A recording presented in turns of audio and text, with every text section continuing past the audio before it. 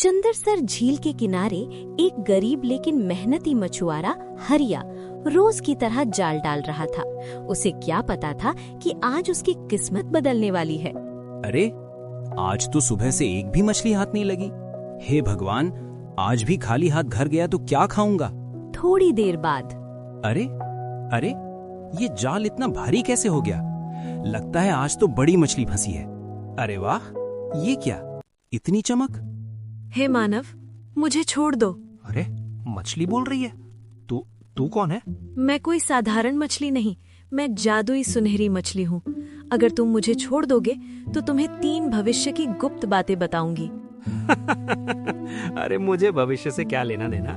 मुझे तो बस पेट भरने से मतलब है। तुझे बेचकर अच्छा पैसा मिलेगा। अगर मुझे पानी से बाहर ले गए तो मैं साधारण मछली बन जाऊंगी। तुम्हें बस थोड़े पैसे मिलेंगे, लेकिन मुझे छोड़ दोगे तो तुम्हारी जिंदगी बदल जाएगी। अगर सच में कुछ बड़ा मिल गया तो ठीक है, बताओ क्या करना होगा। पहले तुम्हें मेरे 2 सवालों के जवाब देने होंगे। अगर जवाब सही हुआ तो ही मैं बताऊंगी। अरे, ये भी कोई बात हुई। चलो पूछो, मैं तैयार हूँ। बताओ, वो क्या है जो जितना भरते जाओ उतना हल्का होता जाता है? जितना भरे उतना हल्का? अरे, ये कैसी बात हुई? अरे हाँ, गुब्बारा। जितनी हवा भरो उतना हल्का ऊपर उड़ता है। बहुत अच्छा उत्तर। अब दूसरा सवाल सुनो। ऐसी कौन चीज है जो बिना पंख उड़ती है, बिना मुंह बोलती है, बिना शरीर रोती है? बिना पंख उड़ती है, बिना मुंह बोलती है, बिना शरीर रोती है। अरे, ये तो बादल है। उड़ता भी है, गरजता भी है और बरसता भी है। तुमने दोनों सवालों के सही उत्तर दिए। अब सुनो तुम्हारे जीवन की 3 बातें। ध्यान से सुनो। पहली, तुम्हारा विवाह किसी इंसान से नहीं होगा। दूसरी, तुम्हारे बच्चे तुमसे दूर हो जाएंगे। तीसरी, एक आभूषण तुम्हारी जिंदगी बदल देगा। अरे, ये कैसी उल्टी सीधी बात है। जब इंसान से विवाह नहीं होगा तो बच्चे कैसे होंगे, और कोई आभूषण मेरी जिंदगी कैसे बदल देगा? समय आने पर सब समझ जाओगे। याद रखना, आज की मुलाकात तुम्हारा भाग्य बदल देगी। मुझे इन बातों पर विश्वास नहीं, लेकिन तूने मुझसे विनती की। जा, मैं तुझे छोड़ देता हूँ। धन्यवाद हरिया, फिर मिलेंगे। हरिया ने उस बात को मजाक समझकर भुला दिया, लेकिन किस्मत की कहानी अभी शुरू हुई थी। कुछ दिन बीत गए। हरिया को सुनहरी मछली की बातें तो याद थीं, पर वो उन पर विश्वास नहीं करता था। एक दिन वो फिर उसी चंद्रसर झील के किनारे मछली पकड़ने पहुंचा। आज तो कुछ भी हो, मछली पकड़ कर ही जाऊंगा। घर में खाने को भी कुछ नहीं बचा। अरे, ये क्या, इतना भारी? लगता है आज तो किस्मत खुल गई। रुको, मुझे चोट लग रही है। कृपया मुझे इस जाल से आजाद कर दो। अरे, ये कौन है? इंसान जैसी पर पानी। मैं इस झील की जल परी हूँ। मैं गलती से तुम्हारे जाल में फंस गई, तो मुझे छोड़ दोगे? पहले भी एक जादुई मछली मिली थी। चलो, तुम्हें छोड़ देता हूँ। हरिया, तुमने मुझे जाल से मुक्त किया है। तुम बहुत दयालु इंसान हो। कल इसी समय आना, मैं तुम्हें बहुत सारी मछलियाँ दूंगी। सच? अब मुझे भूखा नहीं रहना पड़ेगा। मैं कल जरूर आऊंगा। हरिया घर तो लौट आया, पर उसके मन में मछलियों से ज्यादा जलपरी की छवि बस गई थी। न जाने क्यों उसकी आंखें, उसकी आवाज बार बार याद आ रही है। मुझे क्या हो रहा? जलपरी, मैं आ गया हूँ, बाहर आओ। तुम आ गए हरिया, बताओ क्या चाहते हो? तुमने कहा था ना, तुम मुझे बहुत सारी मछलियाँ दोगी। अब मुझे मछलियाँ में। हरिया, मैं अपने वचन से पीछे हट रही हूँ। क्या? लेकिन क्यों? मछलियाँ मेरा परिवार हैं। भला कोई अपने परिवार के साथ बुरा कैसे कर सकता है? मैं उन्हें दुख नहीं देना चाहती। मुझे क्षमा कर दो, लेकिन तुम्हारी दयालुता के बदले मैं तुम्हें एक जादुई वस्तु देना चाहती हूँ। ये जादुई शंख है। तुम इससे जो भी मांगोगे, ये तुम्हें देता रहेगा। जो भी मांगूंगा? हाँ, जो। हे जादुई शंख, मेरी इच्छा है कि मैं इस जलपरी से विवाह करूं। मैं इसे अपनी पत्नी के रूप में देखना चाहता हूं। ये तुमने क्या कर दिया हरिया? अब मैं जल की दुनिया से अलग हो गई। मैं क्या करता? कल रात भर मुझे नींद नहीं आई। मेरे मन में सिर्फ तुम्हारी ही यादें थी। मुझे धन नहीं चाहिए, बस तुम्हारा साथ चाहिए। तुमने अपने लिए कुछ नहीं मांगा, सिर्फ मुझे चुना। हाँ, क्योंकि सच्ची खुशी साथ में होती है, धन में नहीं। अरे ये क्या देख रहा हूँ? इंसान और जलपरी बातें कर रहे हैं। प्रणाम ऋषिवर। ऋषिवर, कृपया बताइए, क्या एक जलपरी और इंसान का विवाह संभव है? शांत हो जाओ, ये सब भाग्य का खेल है। तुम दोनों का मिलन पहले से ही नियति में तय था, इसे कोई रोक नहीं सकता। पर ये कैसे मुमकिन है ऋषिवर? कोई उपाय तो जरूर होगा ना? हर समस्या का समाधान होता है। मैं तुम्हें एक जादुई रत्न देता हूँ। जब तक ये रत्न तुम्हारे पास रहेगा, तुम जलपरी से इंसान और इंसान से जलपरी बन सकती हो। लेकिन याद रखना, अगर ये रत्न खो गया तो तुम उसी दुनिया में हमेशा के लिए फंस जाओगी। मैं आपकी शर्त स्वीकार करती हूँ। अब हम साथ रह सकते हैं। समय के साथ हरिया और जलपरी का विवाह पूरे गांव की मौजूदगी में हुआ। एक साधारण मछुआरा और जल लोक की रानी अब एक नए जीवन की शुरुआत कर रहे थे। देखो, हरिया की किस्मत तो देखो, कैसी सुंदर पत्नी मिली है। लगता है ये कोई साधारण स्त्री नहीं। आज से हम हमेशा साथ रहेंगे। हाँ हरिया, अब यही मेरा संसार है। समय बीतने लगा। हरिया का घर हंसी और खुशियों से भर गया। कुछ वर्षों बाद उनके घर 2 पुत्रों का जन्म हुआ, आरव और विवान। मेरे बेटों, तुम मेरे जीवन की सबसे बड़ी खुशी हो। इनकी हंसी मेरे लिए सबसे अनमोल है। क्या बात है, तुम उदास लग रही हो? हरिया, मुझे अपने जल्लोक की याद आने लगी है। वो मेरा घर था, मेरा संसार। लेकिन अब तुम्हारा घर यही है, हमारा परिवार। मैं तुम सबसे बहुत प्रेम करती हूँ, लेकिन समुद्र की लहरें, मेरी दुनिया मुझे बुला रही हैं। ये वही जादुई रत्न है जिससे मैं जल्लोक जा सकती हूँ। क्या तुम हमें छोड़कर जाओगी? नहीं, मैं हमेशा के लिए नहीं जा रही, बस अपने लोक को देखने, अपने परिवार से मिलने। जल्दी वापस आना, तुम्हारे बिना ये घर सूना हो जाएगा। मैं वचन देती हूँ। मेरे प्यारे बेटो, मैं जल्द लौटूंगी। सावधान रहना। जलपरी अपने जल्लोक लौट गई, लेकिन ये दूरी उनके जीवन में एक नए संघर्ष की शुरुआत थी।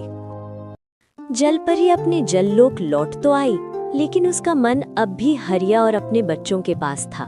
मुझे जल्द ही वापस जाना होगा। हरिया और मेरे बच्चे मेरा इंतजार कर रहे होंगे। बस इस रत्न की शक्ति से मैं अपने परिवार के पास लौट जाऊंगी। वो रत्न को किनारे पत्थर पर रखती है। रत्न की चमक देखकर एक पक्षी उसे भोजन समझ बैठा। अरे मेरा रत्न, रुको! वो रत्न ही मेरे लौटने का एकमात्र साधन है। पक्षी ऊंचा उड़ता है, रत्न चोंच से फिसलता है, पानी की तेज धारा रत्न को बहा ले जाती है। सब खत्म हो गया। अब मैं वापस कैसे जाऊंगी? वो झरने में खोजने की कोशिश करती है। कहीं तो होगा, मुझे मिलना ही चाहिए। बहुत खोजने के बाद भी रत्न कहीं नहीं मिला। अब मैं मानव लोक में वापस नहीं जा सकती। ना हरिया से मिल सकती हूँ, ना अपने बच्चों को देख सकती हूँ। हे भाग्य, ये कैसी परीक्षा है। आज भी वो वापस नहीं आई। पिताजी, माँ कब आएंगी? मुझे नहीं पता। भाग्य अपना खेल खेल चुका था। एक छोटी सी घटना ने पूरे परिवार को अलग कर दिया। समय बीतता गया। जलपरी कभी वापस नहीं लौटी। हरिया ने अकेले ही अपने दोनों पुत्रों को पालने का कठिन निर्णय लिया। आरव, विवान, मैं काम पर जा रहा हूँ, तुम दोनों पढ़ाई करना।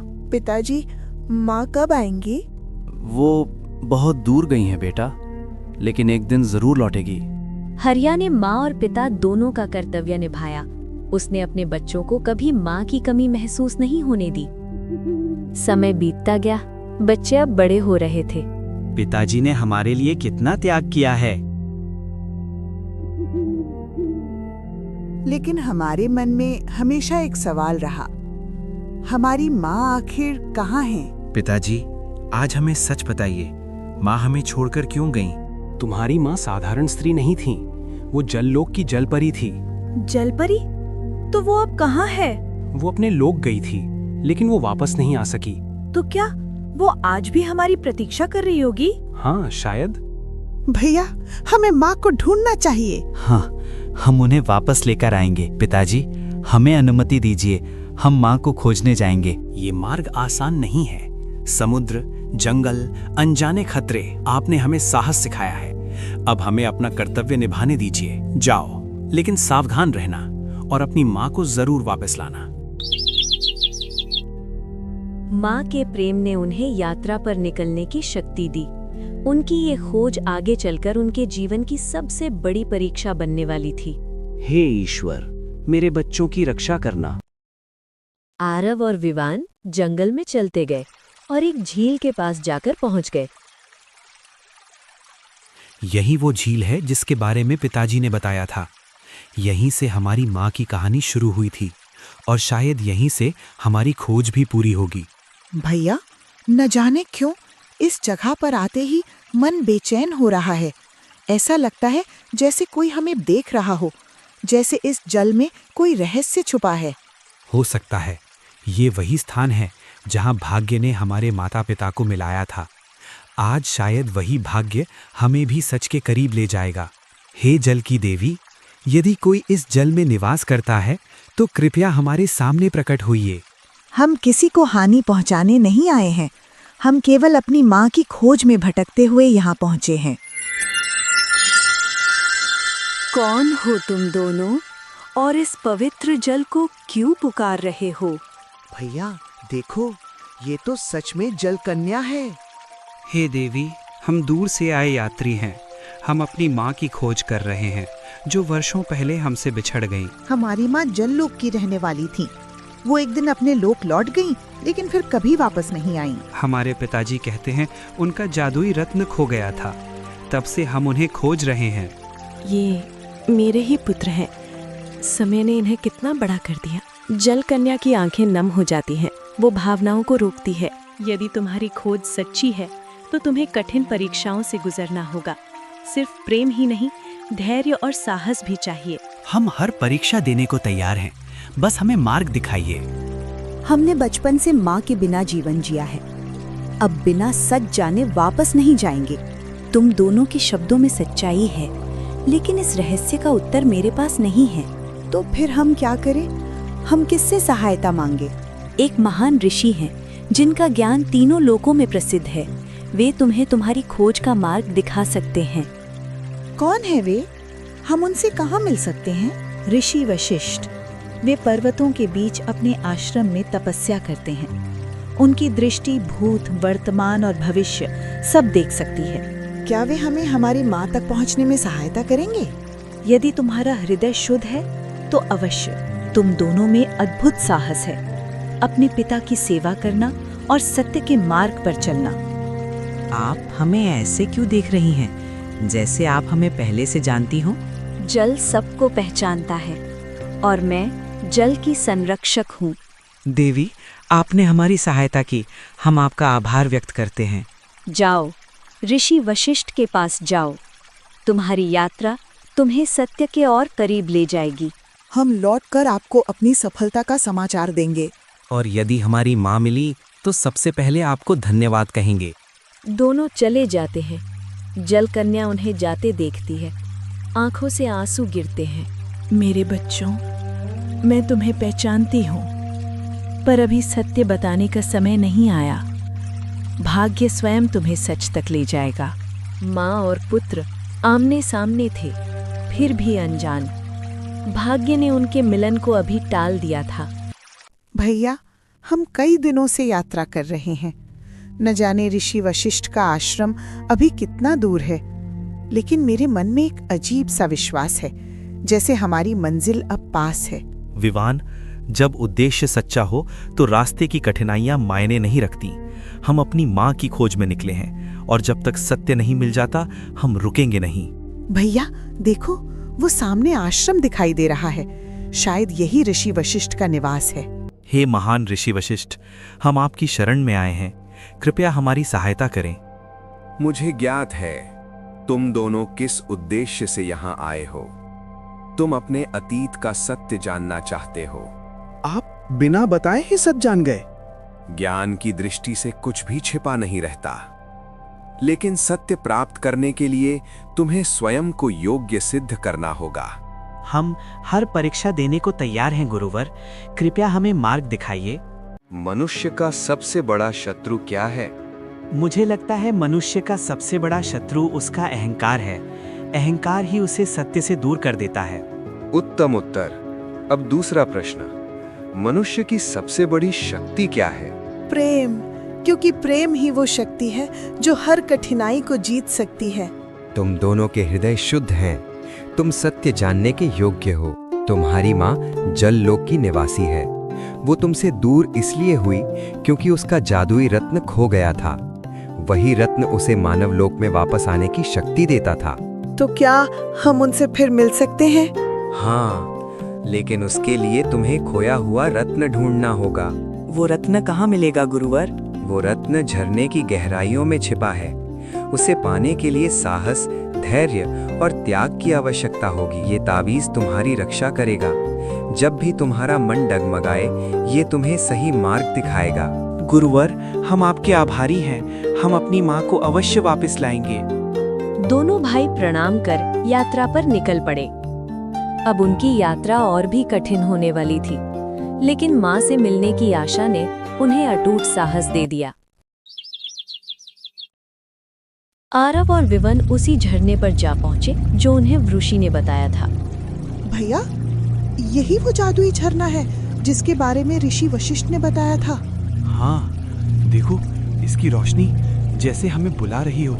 रुको, जो भी इस जल की शक्ति चाहता है उसे मेरी कठिन परीक्षाओं से गुजरना होगा।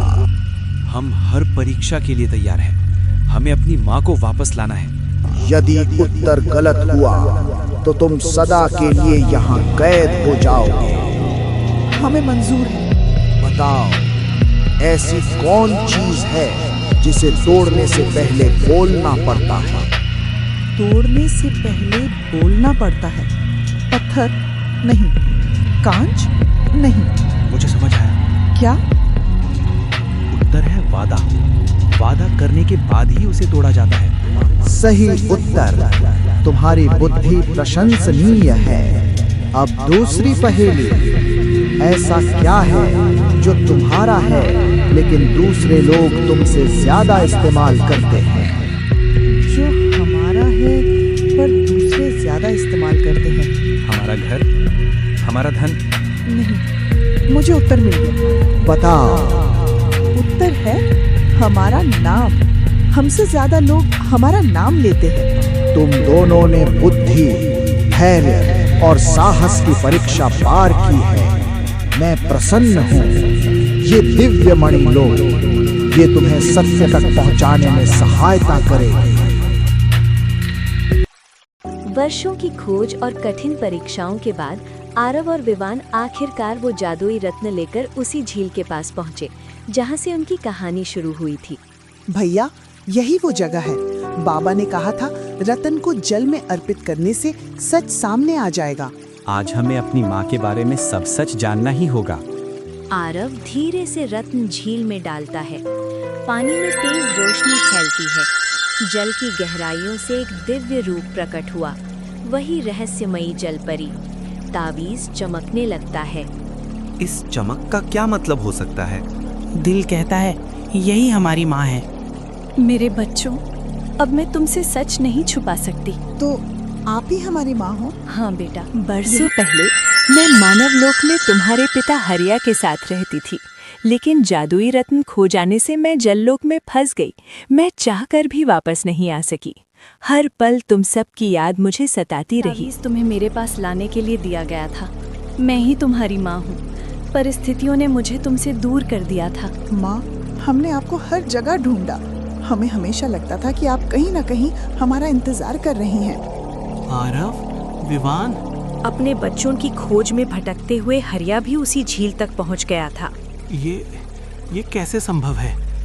क्या सच में तुम? हाँ हरिया, मैं वापस आ गई हूँ। मैंने तुम्हें कभी नहीं भुलाया, हर दिन तुम्हारा इंतजार किया, बच्चों को भी तुम्हारी कहानियां सुनाकर बड़ा किया। आज हमारा परिवार फिर से पूरा हो गया। अब हमें कोई अलग नहीं कर सकता। सच्चा प्रेम और विश्वास कभी हारता नहीं। समय चाहे जितनी परीक्षा ले, परिवार का बंधन अटूट रहता है। आज से हम सब साथ रहेंगे, चाहे जललोक हो या मानवलोक। वर्षों का इंतजार समाप्त हुआ। सच्चे प्रेम, विश्वास और साहस ने परिवार को फिर एक कर दिया। यही जीवन का सबसे बड़ा जादू है, परिवार का साथ। परिवार के मिलन के बाद भी एक प्रश्न बाकी था। क्या जलपरी जललोक और मानवलोक के बीच यूं ही बंधी रहेगी?